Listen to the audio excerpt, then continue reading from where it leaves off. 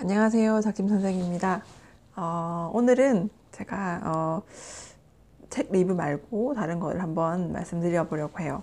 보통 이제 일을 하시다가 퇴직을 하시는 경우가 많잖아요. 그럴 때 퇴직을 할 때 어떤 거를 준비하면 좋을까? 이거에 대해서 말씀을 드릴 거예요. 그래서 계속 보실 분들은 구독이랑 좋아요, 댓글 부탁드려요. 네. 저희가 보통 이제 회사를 예전에는 한번 입사를 하게 되면 이제 뭐 퇴직할 때까지 있는 경우가 많았지만 요즘에는 그런 경우가 별로 많이 없어요. 어, 한번 보통 평균적으로 몇 번은 더 이제 이직을 하는 경우가 많은데 퇴직할 때 좀 잘하는 방법에 대해서 좀 안내를 드리려고 해요. 우선은 퇴직을 하실 때 물론 다른 쪽에 이직을 할 곳이 있으시면 먼저 준비해 놓으시면 좋고, 그게 아니고 그럼 만약에 이제 갈 곳이 생겼다 하시면 확정이 될 때까지는 말을 하지 않는 게 좋아요. 그래서 가끔 가다가 이제 미리 말했다가 같은 직종이면 사람들이 많이 알잖아요. 그래서 이제 취소되는 경우도 있어요. 이도 저도 안 돼서 중간에 붕 뜨는 경우가 있기 때문에 확정이 된 다음에 회사에다 말하는 게 좋고요. 그 다음에 꼭 그 경력증명서를 퇴직하기 전에 받으시는 게 좋아요. 왜냐하면 퇴직한 후에 받을 수는 있어요. 이제 법적으로 이제 퇴직하고 3년 이내가 가능하긴 한데 껄끄럽거든요. 그러니까 그리고 이제 직무에 대해서 이렇게 써달라고 요청을 할 때 그 퇴직을 한 후에 전에 받아놓은 게 있으면 그 후에 이걸 주면서 이걸 보고 이제 해달라고 요청할 수 있는데, 내가 예를 들어서 몇 년 후에 갔는데 내 상사가 없어, 그 부서에. 뭐 퇴사했을 수도 있고 다른 데 갔을 수도 있단 말이에요. 그러면 이게 애매해요. 그러니까 꼭 경력증명서를 미리 퇴직하기 전에 받아 두시고, 그 다음에 두 번째는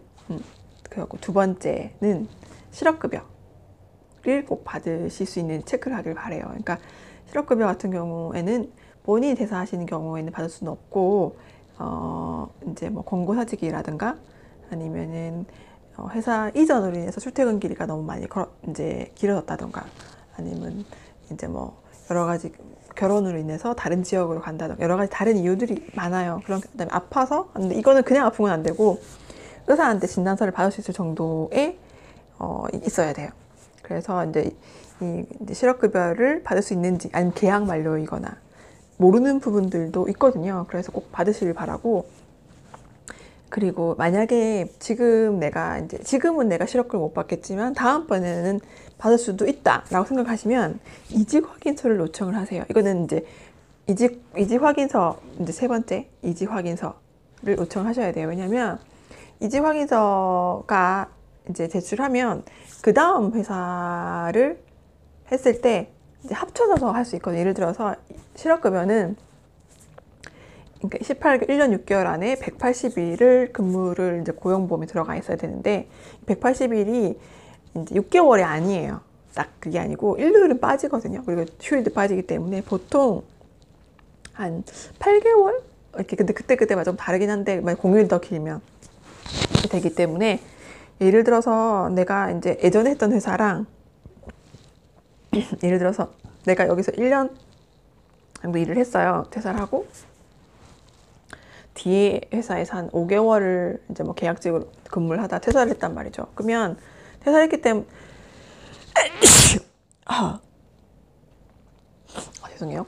그러면 이제 이 사람이 계약직으로 퇴사했기 때문에 실업급여를 받을 수 있는 조건 중에 하나 속해요. 근데 6개월밖에 이제 뭐 예를 들어서 5개월밖에 안 됐기 때문에 기간이 모자르잖아요. 그런데 이쪽이랑 텀이 길지 않고 1년 6개월 합치면 1년 6개월 안에 180일 되면 이거 두 개를 합쳐서 실업급여 다 받을 수가 있거든요. 그런데 여기 뒤에 대한 이직 확인서를 받아야 되는데 또 시간이 지난 다음에 받기는 좀 어려워요. 그러니까 퇴사할 때 받을 수는 있지만 좀 시간이 또 길게 걸리고 껄끄러운 부분이 있기 때문에 이직 확인서는 미리 요청하시는 게 좋고요. 그 다음에 회사 중에서 보면 그 전체적으로 이제 그 보험을 들어주는 경우가 있거든요. 큰 회사 같은 경우에는. 그래서 이 보험을 이제 이제 실비보험 같은 경우에는 이제 이걸 그대로 퇴사하고 나서 어느 정도 기간 안에 신청을 하면 그대로 이렇게 가져올 수가 있어요. 근데 이것도 기간이 지나면 못 하거든요. 그러니까 꼭 이제 보험 같은 경우에는 하시기를 이제 신청하시길 바라고요. 이제 그 회사 단체 보험이 있는 경우에는 이거 4대 보험이랑은 달라요. 그 다음에 그 다른 것 중에 하나가 이제 예를 들어서 내가 이제 1년 이상 회사를 근무를 했잖아요. 근데 이제 4대 보험 중에 고용보험이 있어요. 이제 의료보험이 있어요. 의료보험을 보통 지역으로 이게 회사에 있다가 지역에 가면 높아지는 경우가 생기거든요. 왜냐하면 이제 뭐 집이 있다거나 여러 가지 재산을 가지고 측정하는 거기 때문에. 근데 이게 갑자기 높아지면 내가 지금 회사도 그만뒀는데 의료보험까지 많이 내야 돼? 이렇게 되는 경우가 있거든요. 그러면 이게 퇴사하고 나서 이제 몇 개월 안에 신청을 할 수 있어요. 내가 회사를 다닐 때만큼 내게 해달라. 이렇게 신청을 할 수 있는데 이것도 기간이 지나면 할 수가 없기 때문에 이것도 꼭 신청. 이제 만약에 내가 비교했을 때 지역 의료보험보다 직장 의료보험이 더 나을 경우에는 잊지 말고 신청을 하셔야 돼요. 그리고 실업 크레딧이라고 있거든요. 이건 실업급여를 받는 동안에 국민연금을 이제 낼 수 있는데 자기가 신청해서 임의로 예를 들어서 75% 정도, 75% 정도 나라에서 대주고 난 15%만 내면, 25%만 내면 이제 100% 낸 것처럼 대주는 거예요. 단 실업급여를 받는 기간 동안에. 그래서 이거를 실업급여를 이제 만약에 가능하신 분이라면 신청하실 때 체크를 하시는 게 좋죠. 왜냐면 내가 예를 들어서 뭐 8만 원 정도 낸다? 그러면 내가 한 2만 원도 안 내거든요. 이런 경우는. 그래서 꼭 신청해 보시는 게 좋을 거예요.